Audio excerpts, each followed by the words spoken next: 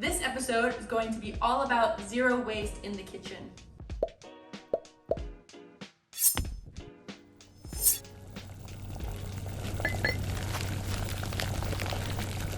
Hey everyone, welcome to another episode of Cooking Up Change. My name is Theodora, and I've teamed up with Chefs for Impact to cook with some of the top chefs shaking up the culinary world to explore sustainable cuisine and bring you fun, easy, and delicious recipes that are good for you and good for the planet. In the US alone, 35% of all food produced goes unused or uneaten. Today, I'm going to be preparing a zero-waste vegan dish with Chef Earl Gray. Chef Earl is the head sous chef at the Renaissance Baltimore Harbor Place Hotel, a 4-star restaurant right on the water. He is also an ambassador for Rebel Porcelain, a family-owned business paving the way for zero-waste sustainable cookware. Over his 20 years of experience in the culinary industry, he has not only honed his skills as a top chef, but really become a champion of sustainable and zero-waste food practices. So thank you so much, Chef Earl, for joining Cooking Up Change and Chefs for Impact today. I'm super excited to cook this with you. So can you tell us a little bit about what dish we're going to be preparing today? Well, first off, thank you for the opportunity. What we have for you guys today, we're gonna do a plate off of steak and potato. So this is king oyster mushroom along with charred leeks, parsnip puree, and we're gonna do a honey spice pan roasted carrot with cardamom. The king oyster mushroom will be the star of the dish. I wanted to present it like a piece of regular animal protein. This dish is completely vegan and gluten-free. And last thing, it's also zero waste. So the dishes that we're using are from Rebel's No Waste collection. And so all of these plates are made from recycled water, and all of the glazes are put on by hand. Really, nothing goes to waste when they're making this. And I'm excited, extremely excited to actually bring the no waste line here to the hotel. So what is the first step in making this recipe? The first step in making this recipe is we're gonna peel the parsnips because that takes the longest time to cook. Then we're gonna char the leeks, and after that, we can slice down the mushrooms and we're gonna score the mushrooms, and pretty much we'll add all the other accompaniments after that. Let's get started, let's get to it. We can go ahead and start peeling off the parsnip. Usually when I do this at home or in the hotel, I save the scrap. We use this for compost. That's used as fertilizer for some of the plants and things that we grow here at the hotel. Actually, you're going to slice down the lower end like this, and we're going to add this to the vegetable stock. I want to cook the carrots the same time as parsnip, so we're going to go ahead and throw these into vegetable broth. And the carrot tops, we actually use that in our herb oil. We have usually rosemary, thyme, sage, basil, and we make a nice little herb oil. That sounds really delicious.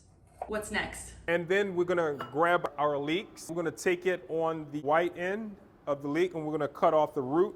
Add that to the vegetable scrap tray. And then we're gonna cut the bottom white part of the leek into 1-inch coin. And these are actually gonna mirror a scallop. So we're gonna do about 3 or 4 of these. We're gonna look like this.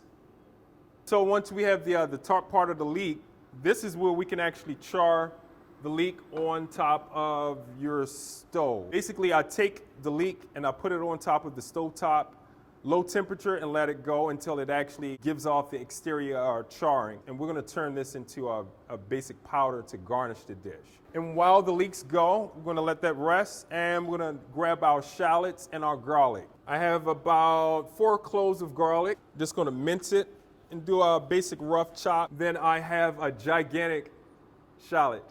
So basically, we're just gonna do a medium, small dice on the shallots. If your shallots are done, we have our aromatics ready to go in for our mushroom duxelle.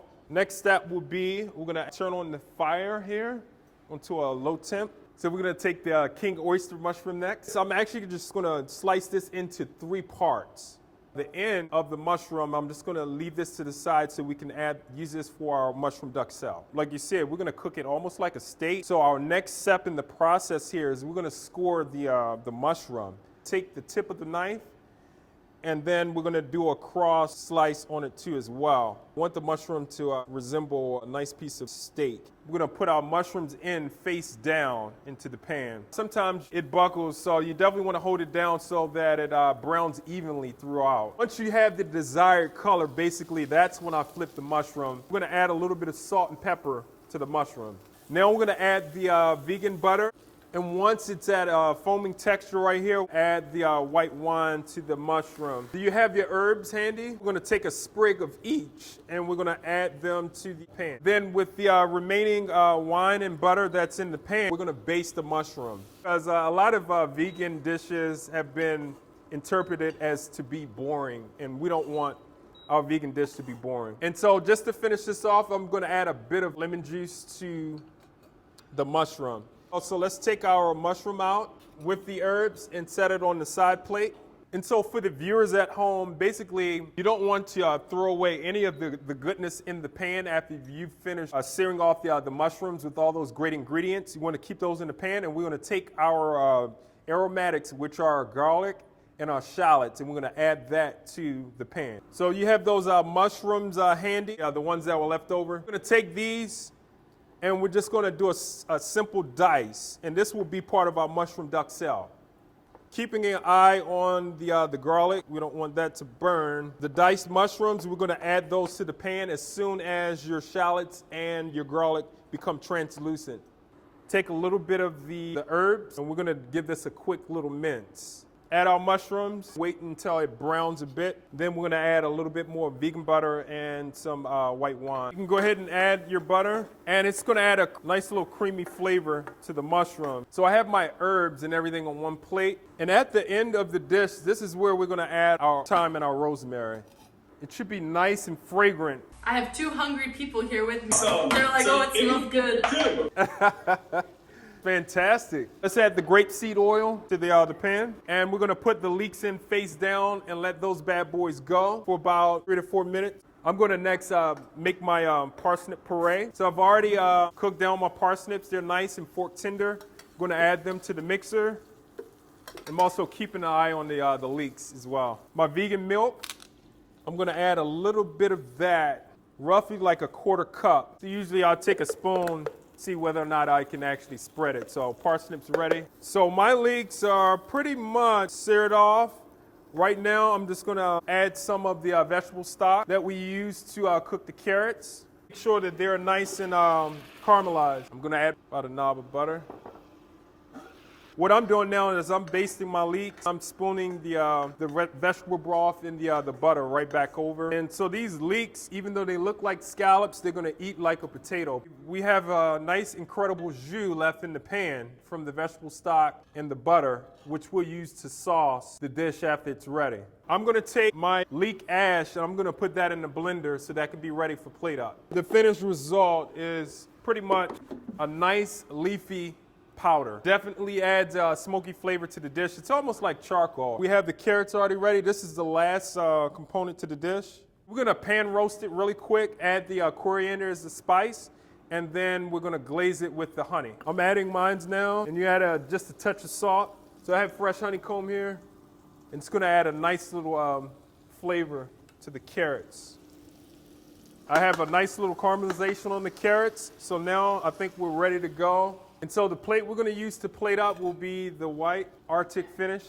We're going to start with the parsnip puree first. We're going to use this as the base. So basically, I'm just going to spoon it to the side just a little bit right here. And we're going to add a little bit of the leeks in 3 spots.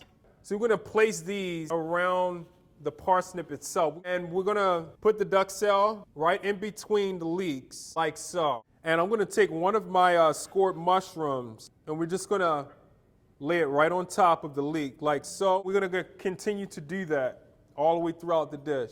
I don't know if you can see it.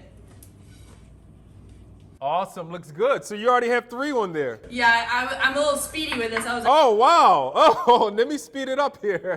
We're gonna take the honey glazed carrots, so we can actually lay those right in between the scored mushrooms. Who said vegan doesn't have to be tasty, you know? I think it looks pretty good.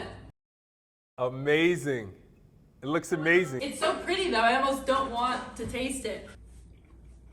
It came out really well. Ooh, this is good. No, this is really, really good. We have a lot on our plate, and it's kind of plated on half of the plate there to actually showcase the Arctic white enamel finish on our plate that we're using from Revel today.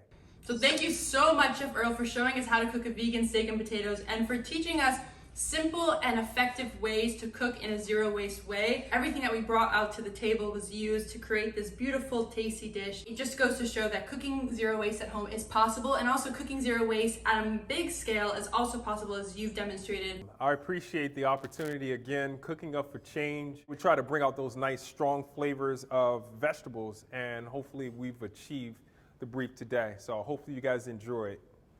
So thanks everybody for tuning in to another episode of Cooking Up Change. I hope you really enjoyed this recipe, and I hope you go home and try it. And if you do, make sure you tag Chefs for Impact and you tag Chef Earl, which you can find at Tea Time 4.0. And make sure you like and subscribe to Chefs for Impact to see more episodes from Cooking Up Change. And like I said, make sure you tag us in the recipes, because we definitely want to see if you try this at home.